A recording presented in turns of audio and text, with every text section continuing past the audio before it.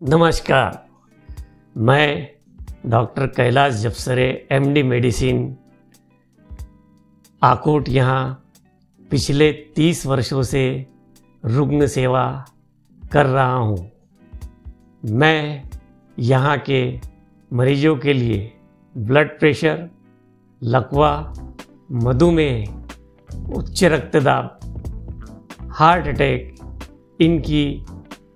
इनके लिए विशेष रुग्ण सेवा दे रहा हूँ और बीते 30 सालों से हजारों रुग्ण पेशेंट्स यहाँ से हमारी सेवाओं का लाभ उठाकर गए हैं।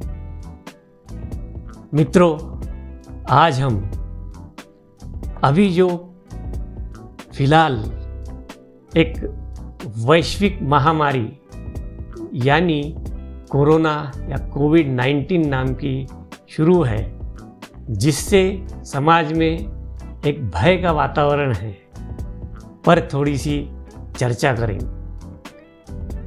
1 साल नज़दीक पास इस बीमारी को आए हो गया है। पिछले मार्च से हम सभी, पूरा विश्व इस महामारी से जूझ रहा है, परंतु हम भारतीय खुशकिस्मत हैं कि हमने यानी हमारे नागरिकों ने, हमारे यहाँ पे हेल्थ सेक्टर में काम करने वाले व्यक्तियों ने व हमारे शासन ने जिस तरह इस बीमारी का सामना किया, वो कितना ही कौतुक उसका करें तो कम है। विश्व स्वास्थ्य संगठन ने भी इसकी दखल ली और उन्होंने हम भारतीयों के प्रयासों का बहुत कौतुक किया है। हमने इस पर लगभग विजय पा ही ली थी, परंतु बीते कुछ दिनों में इसने फिर से अपना फन फैलाना शुरू कर दिया है। इसमें पेशेंट को खांसी आना, दम लगना, गलावट लगना, बॉडी एक होना, शरीर दुखना, इस तरह के लक्षण आते हैं और साथ ही में ऑक्सीजन का परसेंटेज शरीर का कम होता चला जाता है। यह बीमारी अब हमारे नथनों से स्वर कोश द्वारा फेफड़ों में चली जाती है। फेफड़े में ऑक्सीजन हमारे ब्लड में मिलाने का काम होता है, वहीं पर ये अपना आघात करती है, जिससे ऑक्सीजन की क्षमता ब्लड में कम हो जाती है और ये तमाम चीज़ों के लिए, इसके जो लक्षण है ये बीमारी के लिए, वहीं से शुरू होते हैं। यह भयावह रोग है। इसका ट्रीटमेंट अभी तक वास्तविक रूप में खोजा नहीं गया है। अभी जो हाल की स्थिति है, हम जैसे पेशेंट का ऑक्सीजन कम हो गया है तो उसका ऑक्सीजन लेवल पर लाना, एंटीवायरल ड्रग जो अंडर ट्रायल है उसको देना, पेशेंट का लंग की कैपेसिटी बढ़ाना, इस टाइप की उपाय योजना शुरू है। खुशकिस्मती से इसका डेथ रेट हमारे यहाँ और पूरे विश्व में काफ़ी कम है। आज हम इस बीमारी की रोकथाम के विषय में कुछ गुफ्तगू करेंगे। जैसे हमने पहले किया, हमने लगभग इस बीमारी पर विजय पा लिया था, लेकिन पिछले दिनों में इस बीमारी ने फिर से अपना फन फैलाया और इसका नया वर्जन 5 पट ज़्यादा स्प्रेड करने वाला वर्जन मध्यम वर्गीय लोगों में देखा गया। माने अच्छे फैमिली के लोग अब इससे पीड़ित हो रहे हैं और अपने हेल्थ के लिए लड़ रहे हैं। मित्रों, यह क्यों हुआ, हमें सोचने की, समझने की जरूरत है। इसके 4-5 कारण हैं। सबसे पहला कारण, हमने जो बीते दिनों में इस बीमारी से लड़ने के लिए उपाय योजना थी, जैसे सोशल डिस्टेंसिंग मेंटेन करना, सामाजिक दूरी बनाए रखना, बार बार हाथ धोना, मास्क लगाना, गर्दी के ठिकानों पे नहीं जाना, ये सब हम भूल चुके थे। शासन ने हमें थोड़ी सी रिलैक्सेशन क्या दी, हमने इस बीमारी को इस पीरियड में नज़रअंदाज किया, इसलिए इसने अपना प्रकोप फिर से बताना शुरू कर दिया। हमें चाहिए कि हमने फिर से वो चीज़ें अपने आप पर लागू करना है, म्हणजे अपने को मास्क लगाना जरूरी है, सामाजिक दूरी बनाए रखना जरूरी है, बार बार हाथ धोना, स्वच्छता रखना जरूरी है। गर्दी के स्थानों पर जैसे शादी हो गया, कोई फंक्शन हो गया, सब्जी बाजार हो गया या किराना कोई भी ये हो गया, ऐसी जगह जहाँ गर्दी होती है वहाँ जाना हमें टालना है। हमें अपने को ही इससे बचाना है। हमें इंतज़ार नहीं करना है कि नहीं देखेंगे क्या होता है। इसकी शुरुआत बिल्कुल सादे तरीके से होती है।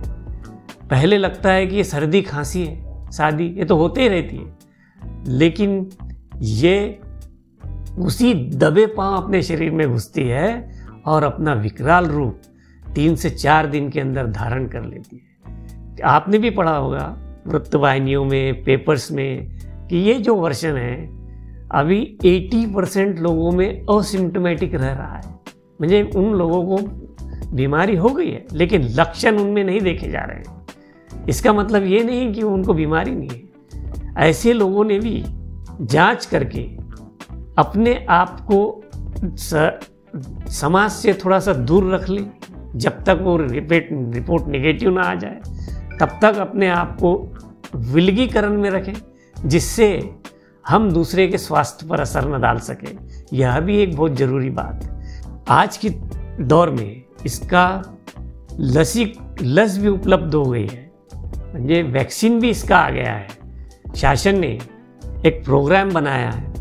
पहले उस प्रोग्राम के अंतर्गत hospital worker, doctor, nurses and staff इनका वैक्सीनेशन किया गया। दूसरे फेज में फ्रंट लाइन वर्कर जैसे महानगर पालिका के वर्कर, पुलिस डिपार्टमेंट, महसूल डिपार्टमेंट, इनका लसीकरण किया गया।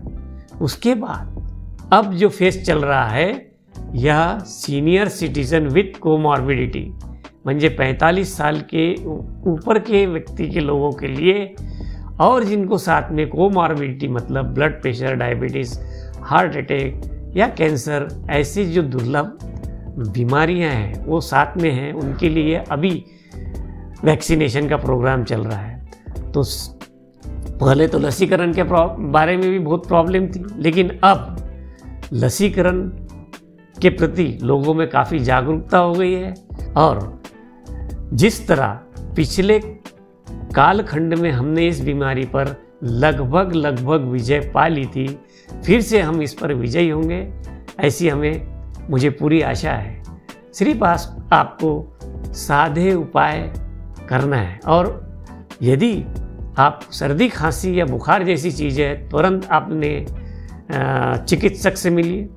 उसकी सलाह के अनुसार आप कोविड टेस्ट, जिसका 2 टाइप के टेस्ट हैं, रैपिड एंटीजन टेस्ट और RT-PCR, उन नज़दीकी स्वास्थ्य केंद्र में जाके अवश्य कराइए। इस बीमारी से डर के रहना ही ठीक है, जिससे हम औरों का स्वास्थ्य भी धोखे में नहीं लाएंगे, अपने परिवार का स्वास्थ्य भी धोखे में नहीं लाएंगे, और साथ ही अपने को भी, अपना स्वास्थ्य भी धोखे में नहीं लाएंगे। तो मित्रों, इस सब चीज़ों से हमको निपटना है, अंगीकृत करना है। जो प्रिवेंटिव मेजर हमने बताया अभी, वो आपको लागू करना है अपने आप पे, जो कि सामाजिक सब सोसाइटी लेवल पर भी काफ़ी इसका प्रभाव होगा, और हम इस बीमारी पर अवश्य विजय पाएंगे। आपको इस बारे में कोई भी यदि कन्फ्यूजन है, कोई भी आपकी क्वेरी है, कोई भी आपका प्रश्न है, तो आप हमें भी, म्हणजे मुझे भी कंसल्ट कर सकते हैं। मेरा पता है जपसरे हॉस्पिटल, बस स्टैंड के पास, आकोट, जिला अकोला। धन्यवाद।